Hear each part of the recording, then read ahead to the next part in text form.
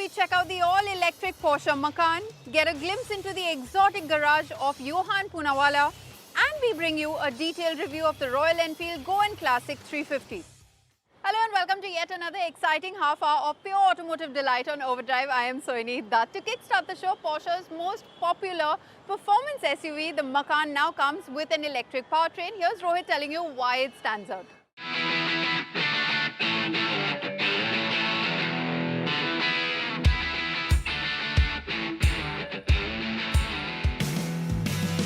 Porsche's Macan is no stranger to success. From its debut, it has been a benchmark in the compact luxury SUV space.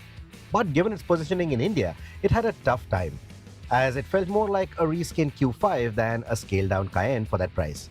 But now, it's gone fully electric, so the chances are probably better. But does it really have that Porsche edge, or is it just an Audi Q6 e-tron in a Stuttgart suit? Let's find out. At first glance, the Macan Turbo EV is unmistakably Porsche. Its design philosophy leans heavily on elegance rather than excess. Traditionalists, you're going to love the typical silhouette that you get with the Macan. It's a typical Porsche silhouette. The low-slung front, the iconic quad LED headlights, and a clean rear fascia. It's all very Porsche. And that I quite like. Like I said, the overall silhouette, the lines, the shape, everything clearly tells you it's a Porsche. And there are a few radical bits, like these wheels that you see, painted in the same color as the bodywork, and I think that looks quite good. Maybe I might choose a different paint if I was going for one, but having the wheels in the same color as the bodywork, that's something. And while I said that the silhouette of the vehicle is typical Porsche, you will notice that the shape is slightly different than the outgoing Macan. Yes, outgoing. There were reports that the Macan ICE, the older one, was going to coexist with the new one, only for a certain time. It's going to go for good and there'll be no other ICE Macan, at least for now. This is going to be EV only. So this has a different shape than that Macan to essentially get better aerodynamics and more range. With the change in shape, they are able to get about 80 to 90 kilometers on top of the range than what the older Macan shape would have achieved. A drag coefficient of 0.25 places it ahead of its SQ6 sibling. So its form and function in perfect harmony.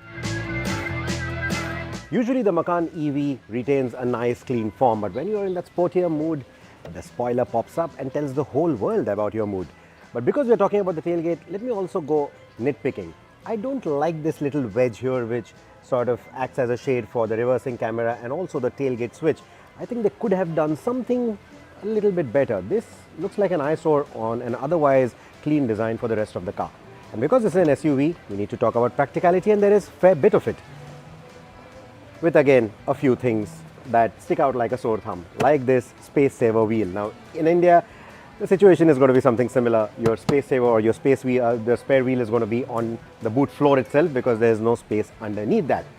You have space for your luggage, etc. You have a 40-20-40 split for the seats, so there is that added versatility even if you want to carry longer items, etc. Now, the boot floor, especially on the turbo, or depending on what audio system you go with, is also going to pack in a subwoofer underneath. But honestly, you don't have to worry too much about it because other paraphernalia like the charging equipment, etc., can actually go in the front because there is also a frunk for this car, just like the Taycan. The Macan EV has the kind of cabin that makes you feel instantly at home. The fit, finish and material choices are all quintessentially Porsche, no matter what options you take. Every surface feels meticulously crafted. Oh, and there are plenty of options. The moment you step in, it's a typical Porsche interior, more so if you are already well versed with what the Taycan looks like. So you get that typical Porsche steering wheel with that little switch on the steering that is going to also let you cycle between the different drive modes. The fit and finish, as you would expect, is typical Porsche. And then you get these three massive screens, a big 12-inch screen in the center, 10.9-inch screens on the side. Yes, the passenger also gets a screen and it's got that privacy layer on top so that it doesn't distract the driver. The panoramic sunroof adds an airy vibe to the cabin, while the rear seats offer surprising levels of comfort and legroom. But despite the coupe-ish roofline that you see on the outside, the headroom actually is surprisingly good. That is one thing that I was worried about, but you see the kind of headroom that I get. I think the foot space, the knee room, the leg space, everything is quite good. The Macan EV has the Porsche edge on the road as well. What also adds to the cabin experience is that you can have a sporty soundtrack playing inside the cabin. Synthesized, of course, it's an EV after all. What you also get is a single-step transmission, unlike the two-step that you get in, say, the Taycan. And the tuning of the motors, the way they put down power, all of that, the torque vectoring, which is only on the turbo, all of that is also very differently tuned than the Audi to give you that performance edge. The dual motor setup is where the Macan EV flexes its engineering muscle then. It doesn't get the push-to-pass function like the Taycan, but it gets launch control. So go pedal to the metal and this turbo variant will live up to that holy badge even though there is no turbocharger. You get a 0 to 100 km/h time of 3.3 seconds. That's a full second quicker than the SQ6. While the better weight distribution contributes to a sharper, more engaging driving experience. The turbo setup is noticeably sportier, while the 4S variant is more comfort-oriented. Porsche's torque vectoring tech further elevates the cornering precision. And the 4S is an excellent handler too. Even the steering feels better tuned than Audi's. It's precise, well-weighted and delivers excellent feedback. Despite being an electric SUV, the Macan feels light on its feet. The weight of the batteries is cleverly masked thanks to Porsche's meticulous chassis tuning. It looks straight out of a sci-fi film, and I love it. In fact, I really like most of the things in the new Macan. The in-cabin experience is really good and the experience from behind the wheel is excellent too. And if I was going the EV route, it would definitely be on my list of considerations if I didn't want to stretch all the way to the Taycan. Let's sum it up then. I said in my Q6 review that if you were to just settle for the Q6 or the SQ6, it's just fine because it's a really good car. However, if you're willing to stretch to the Macan, it could make a lot of difference. Yes, on paper, if you were to compare the SQ6 to the turbo, all those little enhancements that the Porsche brings to the table may not sound like big. But if you're a driving enthusiast, you'll know exactly how big they are.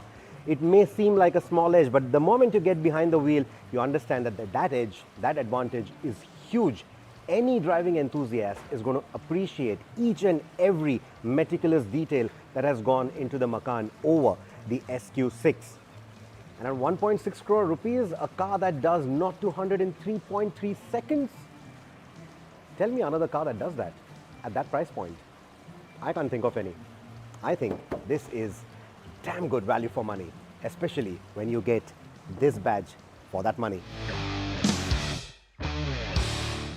It's time for us to head into our very first commercial break here on the show, but you don't want to switch channels at all because we're going to get you a glance at the very exclusive and exotic garage of the chairman of the Poonawalla Group, Johan Poonawalla.